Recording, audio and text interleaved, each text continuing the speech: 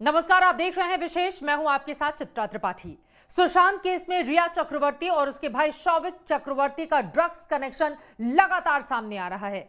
अभी गौरव आर्या और जया साहा से रिया की ड्रग चैट पर पूछताछ चल ही रही थी कि एनसीबी ने एक ड्रग पैडलर को हिरासत में ले लिया। इस ड्रग पैडलर ने शौविक से रिश्ते की बात कबूल कर ली है। क्या रिया और उसके भाई की ड्रग्स से जुड़ी यारी सुशांत पर भारी पड़ी? सीबीआई, ईडी और एनसीबी जैसी एजेंसियां इसी की जांच में लगातार लगी हुई हैं। और उनके भाई के रिश्ते ड्रग पैडलर से जुड़ते दिख रहे हैं। एनसीबी ने एक ड्रग पैडलर को पकड़ा और जब उससे पूछताछ की तो उसकी जुबान पर शौविक का नाम आ गया। इस ड्रग पैडलर से एनसीबी दफ्तर में पूछताछ की गई। इस पूछताछ में शौविक ही नहीं, रिया का नाम भी ड्रग से जुड़ता नजर आया। इससे पहले भी देश की 3 बड़ी एजेंसियां सीबीआई, ईडी और narcotics control bureau Sushant case को खंगालने में जुटी हैं। तीनों जांच एजेंसियों के शक की सुई सुशांत केस के ड्रग एंगल की तरफ जा रही है। नारकोटिक्स कंट्रोल ब्यूरो मुंबई के बड़े ड्रग डीलर्स फारूक शेख और फारूक बटाटा, उसके बेटे सैफ और शादाब बकुल चंदेरिया पर शिकंजा कस रहा है।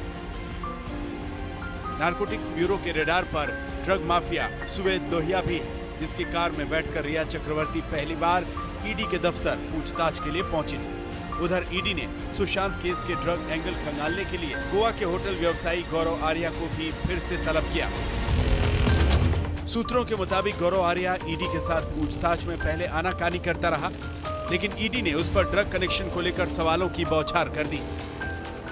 सूत्र बता रहे हैं कि गौरव आर्या अब टूट रहा है। वो कई बातों का खुलासा कर रहा है। गौरव आर्या से ईडी ने सोमवार को 9 घंटे तक पूछताछ की।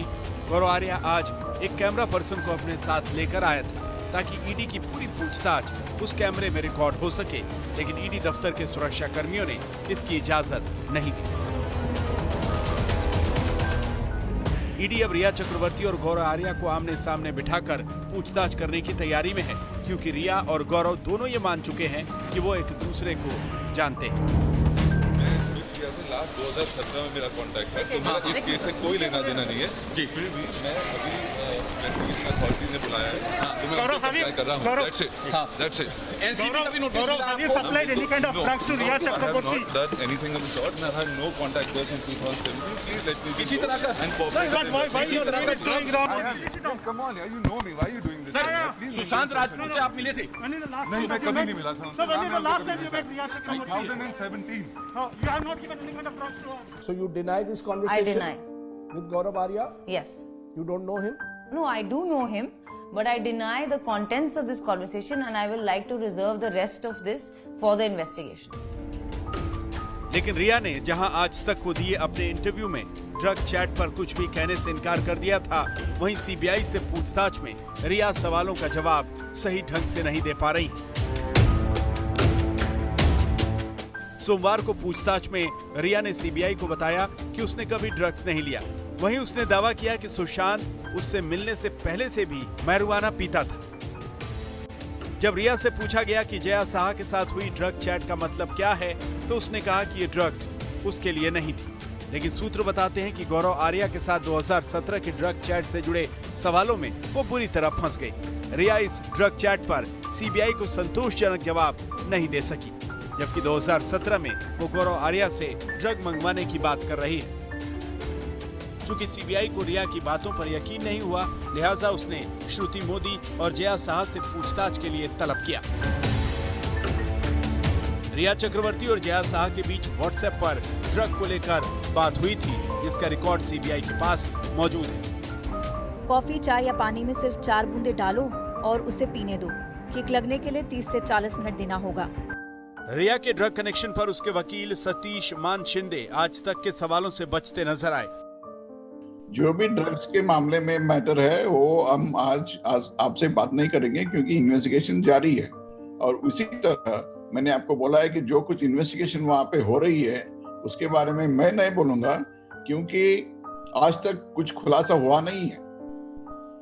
So don't ask me about anything about the drugs. इससे पहले ईडी ने रिया के फोन को क्लोन करके डिलीट किए गए व्हाट्सएप मैसेजेस रिट्रीव किए, जिसमें रिया चक्रवर्ती और गौरव आर्या की चैट मिली थी। अगर हम हार्ड ड्रग्स के बारे में बात करें तो मैं बता दूं कि मैं ज्यादा नहीं ले रही। मैंने एक MDMA लिया है। क्या तुम्हारे पास MD है? What do you want to say for your client, sir? Sir कुछ तो बताइए सर, क्या सर उन पर जो आरोप लग रहे हैं सर उस पर क्या कहना आपके क्लाइंट है? Therefore, सर लेकिन क्या जो चार्ट्स आए थे सर, जो चार्ट्स आए थे sir, any comments regarding sir आपको जो चार्ट्स आए थे? रिया और गौरव आर्या के ड्रग चैट में एक और शख्स का नाम सामने आया है। ये है रेस्टोरेंट व्यवसायी कुणाल जानी। ईडी ने सोमवार को कुणाल जानी से 6 घंटे पूछताछ की। कुणाल जानी भी उस व्हाट्सएप ग्रुप का सदस्य था जिसमें रिया चक्रवर्ती शामिल थी। इस चैट में दोनों हशीश और रुपीस के बारे में बात कर रहे थे। सीबीआई, ईडी और नारकोटिक्स कंट्रोल ब्यूरो सुशांत की मौत के रहस्य की पहेली सुलझाने में लगे हुए हैं और इस रहस्य के तार ड्रग्स के जाल से जुड़े हुए हैं। दिवेश सिंह और मुनीश पांडे के साथ अरविंद ओझा, मुंबई, आज तक। ड्रग्स मामले में रिया चक्रवर्ती पर शिकंजा कसता जा रहा है। रिया के वकील सतीश माने शिंदे इस मामले में रिया का बचाव कैसे करेंगे? आज तक कैसे ही सवालों का जवाब उन्होंने इस खास बातचीत में दिया है, सुनिए। एनसीबी से लेकर ईडी हर कोई ड्रग्स के एंगल पर चर्चा को और तफ्तीश को आगे ले जा रहा है। रिया ने खुलकर सुशांत पर तो ये आरोप लगा दिया, एक ऐसे व्यक्ति पर जो अपने आप को डिफेंड नहीं कर सकता है कि वो ड्रग्स लेते थे, वो मैरिजुआना लेते थे। लेकिन उन चैट कॉन्वर्सेशन से ऐसा लगता है कि रिया पर भी ऐसा शक पैदा होता है कि क्या वो ड्रग्स कंज्यूम करती थी। इन सब पर आप लीगली क्या अपना स्टैंड रखेंगे सर? रिया ने सारी चीजें बोल चुकी है कि वो ड्रग कभी लेती नहीं है, कंज्यूम किया नहीं है और ड्रग टेस्ट करने के लिए तैयार है। और जो ड्रग और एनसीपी के सामने जो इन्वेस्टिगेशन जारी है उसको फेस करेगी। तब तक आप इंतजार कीजिए ना। लेकिन और सर, अगर आप बोलते हो सुशांत आज जिंदा नहीं है, उसके खिलाफ हम आरोप नहीं लगा सकते हैं। जो भी लीकेज हो रहा है सब उसके फैमिली के थ्रू हो रहा है। नहीं, लेकिन ड्रग्स का आरोप तो सिर्फ रिया ने लगाया ना सर। उन्होंने बताया ड्रग्स का आरोप तो रिया उसको ज्यादा ओवरडोज देती थी, नंबर 1 ड्रग्स देती थी और कुछ ब्लैक मैजिक करती थी। ऐसे चीजें हमने नहीं बोला है। अगर वो बोल सकते हैं तो उनको प्रूव करने दो ना। अगर जो व्हाट्सएप मैसेजेस वगैरह सब आ रहे हैं ड्रग्स के बारे में, नंबर 1, नंबर 2 4 सर्वेंट्स ने उसके और फ्लैटमेट थे, उन्होंने स्टेटमेंट की है। उनके मुताबिक सुशांत केदारनाथ से पहले भी वो ड्रग का सेवन करता था, कंज्यूम करता था। आप उनसे जाके पूछिए ना, हमने थोड़ी बोला है। नहीं बोला है ना सर, रिया ने बोला है। रिया ने इंटरव्यू में आपके क्लाइंट ने जब ये सब लीक हो गया बोला है। लेकिन दवाइयों के ओवरडोज शब्द का इस्तेमाल परिवार ने किया। उन्होंने ड्रग्स देती थी या फिर इस तरह से डायरेक्टली नहीं बोला, उन्होंने ओवरडोज का आरोप लगाया था। लेकिन यहाँ पर तो सीधे सुशांत पर एक ऐसा आरोप लगा है जिसके बारे में अब वो है ही आरोप नहीं लगाया अपने आप को डिफेंड करने के लिए। रिया ने कहा है सर कि वो मैरिजुआना लेते थे। रिया ने आरोप नहीं लगाया है, रिया ने सिर्फ एक्सप्लेन किया है जो मैसेजेस लीक हो गए उसका क्या मतलब है। और उसके जो 4 फ्लैटमेट थे उन्होंने ही जाकिर किया है ना कि वो खुद ड्रग्स लेता था। अभी तो ये सब बात सामने आना है। आपको याद है उसके सर्वेंट ने बोला कि सुशांत साहब ने 14 जून से पहले अपने सिगरेट रोल करके ड्रग्स तैयार रखने के लिए बोला था। उसने रोल करके दिया था, उसका वो नॉर्मल काम था।